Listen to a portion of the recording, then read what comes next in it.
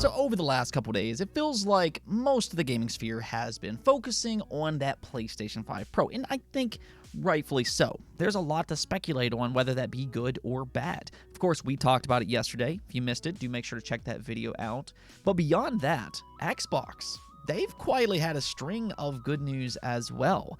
Yeah, they just revealed their next wave of Game Pass games, and this includes some pretty big hitters. So we will get into all of that, as well as a leak that indicates that they could get a major game in the future. So do stick around, but let's just go get things started off with Sandland. This is a new game based on an Akira Toriyama manga, and with news of his recent passing, it's really just such a sad situation. But we will get to explore one more of his legendary worlds. Sandland will be out next month on April 26th. I'm actually very hopeful that this game will be good. I do have it pre-ordered, but if you want to try it out a little early, Bandai Namco dropped a demo last night. Yeah, it's available on Steam, Xbox, and PlayStation as well. Now, I did actually play the demo myself, and in all honesty, it's really kind of a mixed bag because it doesn't really feel like it necessarily represents the final product. Basically, what this demo does is that it just kind of drops you in the middle of a desert, and they basically say, hey, go be somebody, good luck. There's really no direction at all, and I think this might actually be a mistake on Bandai Namco's part. I'm not really sure what they were expecting from this demo, but I think that it could possibly leave a bad impression on fans. What I will say here is that its visuals do look fantastic, despite the demo not necessarily being all that great. I do like the visuals, and I do like the vehicle designs. So I still remain hopeful that the full game will be better once it has a more defined direction, but truthfully, I really just can't recommend the demo. I've not really said this about demos in the past, but I think in this situation, I feel like it would be better to just kind of wait for the full game. And if you're still on the fence, maybe just wait for reviews or for somebody that you trust to review the game for you. Okay, so let's go and talk about Game Pass, though. I mean, we always have to love those Xbox Game Pass announcements because that more often than not means that some good games are coming sometime soon. And, well, lo and behold, this wave will be no different. They revealed 9 new games that are coming soon, 11 including 2 games that just released today. Both MLB The Show 24 and Lightyear Frontier are available as we speak. Maybe go check those out because they are both day one titles. Obviously, MLB The Show is a big inclusion. This is actually the 3rd year in a row that Xbox got it for Game Pass day one. So they've really done a great job for you baseball fans out there. But beyond that, they also revealed F1 23, The Quarry, Evil West, Hot Wheels Unleashed 2 Turbocharged, Open Roads, Super Hot, Mind Control Delete, Ark Survival Ascended, Diablo 4, and then Terra Invicta for PC Game Pass. So, I mean, Diablo 4. This is actually the first Activision Blizzard game to release into Game Pass since the acquisition completed. And, you know, this is a massive title to start off with. This is one of the biggest recent RPGs to release, just period. And it's really only going to grow more from here on out. Diablo does have an expansion set for later in 2024. And the fact that it's now available in Game Pass, this is a significant inclusion. It can now grow alongside the Game Pass fan base, and that will be an immediate injection to its player community. Now, as an added bonus here, if you do have something like the Rock Ally as an example, this is a pretty good game to play on a handheld PC, and that's one of the really cool benefits of having Xbox Game Pass Ultimate. You can play on both Xbox or on your PC, and you can even go back and forth between the two. Hopefully, though, we will start to see more Activision Blizzard games for Game Pass on a more regular cadence. I know a lot of you are waiting for Call of Duty, so hopefully we will start to see those. And, you know, for me, I've said this before, but I would like to see Crash Team Rumble. It's sad that that game is now officially ending because I was hoping that it would get into Game Pass before then and maybe inject new life into it. It is what it is, I guess, but Diablo 4 will be out on March 28th. Now, Ark Survival Ascended, though, this is another big inclusion. This is the upgraded version of Ark using Unreal Engine 5. Now, I have not played this version myself. I did hear that its performance was not necessarily all that great, or at least when it first released. Maybe they've fixed some of that up, and if you have played it more recently, do let me know in the comments below on how this game feels to play currently. I might have to give it a try myself now that it's coming over to Game Pass, but yeah, I'm still waiting for Ark 2. Hopefully we will get some new information on that game sometime here soon. Ark will be out on April 1st. Quarry is another really interesting one here. This is a cinematic horror experience from the creators of Until Dawn, so this is a very movie-esque horror experience, and it's also kind of unique in the sense that there's actually multiple ways to play. You can absolutely play this game by yourself, no problem whatsoever, but it's also neat in the sense that you can play it cooperatively. As an example, if you have somebody to play with, you can actually play this through local co-op, where you play as one character and make all of their decisions, while somebody else can control another character and make their decisions. So it's almost like you're directing a horror movie together. It's a rather interesting premise, and if you do like horror type of stuff, Quarry is definitely an interesting inclusion. Quarry will release on March 20th. Now, don't sleep on Superhot either, though. This has always been a unique game where time moves only when you move. It's simple on the surface, but it's perfectly executed, and it's really just a lot of fun to play. It's basically an action puzzle shooter. It's about 7 hours long, so it's not overly long or anything like that, and if you want to try it, though, Superhot will be out on April 2nd. Even Hot Wheels Unleashed 2, I like the fact that this is coming over to Game Pass. I think this will be a great game for kids to play.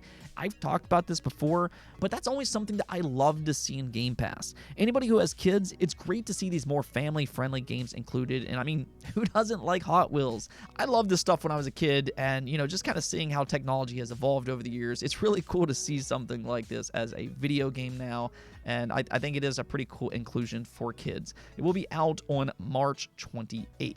Overall, though, I do like this lineup of games. We got a couple day one games today, including, again, MLB The Show and Lightyear Frontier. Definitely go check those out. And then plus, we also got several more that I think are more than worth being excited about.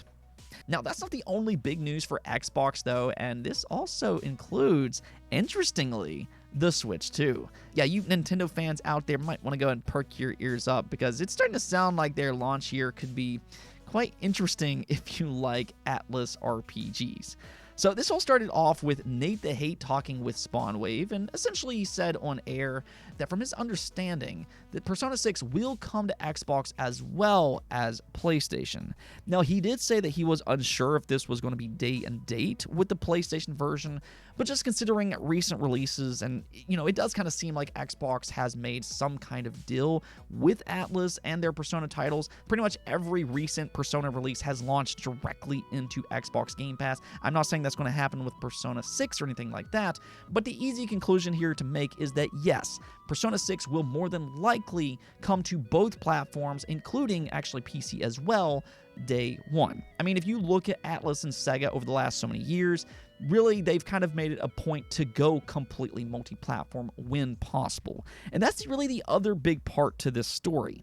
See, last year there was a lot of speculation when Atlas revealed Metaphor ReFantazio and Persona 3 Reload. A lot of fans were hoping they would be able to release those on the Nintendo Switch, similar to what they did with Persona 5 Royal. But as I said last year, the way all this is kind of playing out ultimately might actually be better for Nintendo fans in the long run, because the writing is kind of on the wall here. It kind of seems like Sega's plans is to skip out on the Switch and then release them on the Switch successor, and that way they're not going to have to make the huge sacrifice to these games. They're going to still look and perform very well on that Switch successor, and that's why I think this will be better for Nintendo fans in the long run.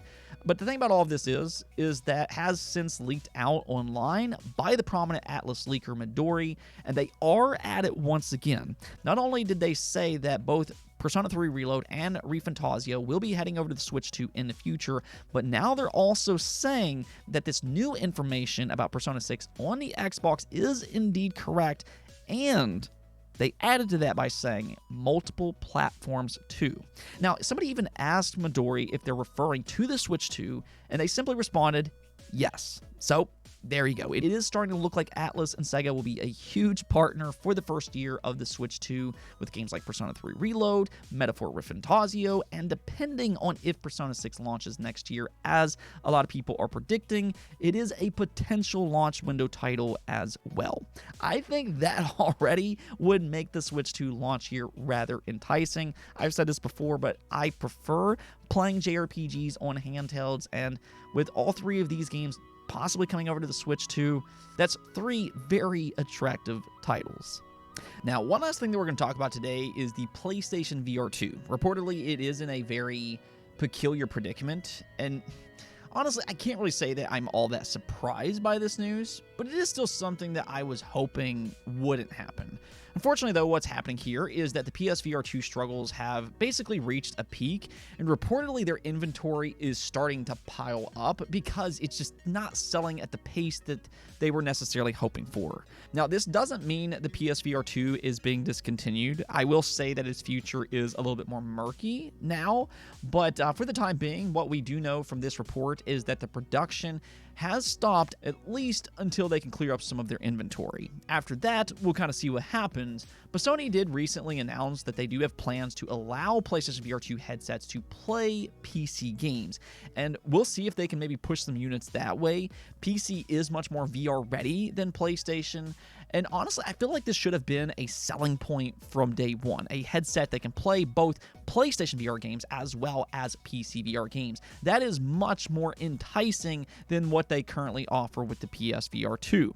That's really just because PC has a lot more VR games. I mean, it might be different if the PSVR 2 was backwards compatible and if it just had more first-party support, but it's really neither of those things. Sony has mostly relied on third-party studios, and it kind of reminds me of the Vita situation in a lot of ways. I mean, if you're a VR developer and you see that Sony isn't even really supporting this platform all that much, you know, it's just a tough sell because it's all around more risky for them. VR is a cool technology. I have multiple VR headsets myself, but it is still a niche technology. So PSVR and the MetaQuest are just more attractive options. They have bigger audiences. So this is something that Sony should have tapped into right away. Instead, it just kind of seems like Sony dragged their feet, and this was almost like a last-ditch option for them. And now that we are seeing inventory pile up, we'll just have to kind of see what happens from here.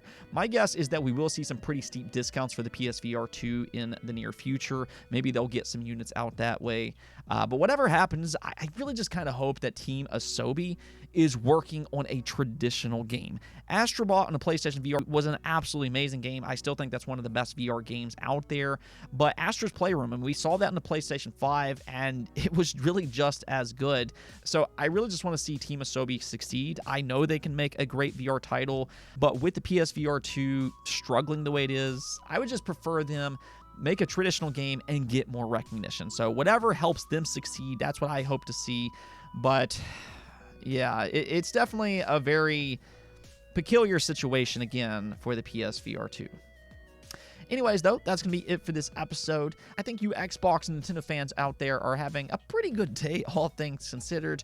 But until next time, peace out.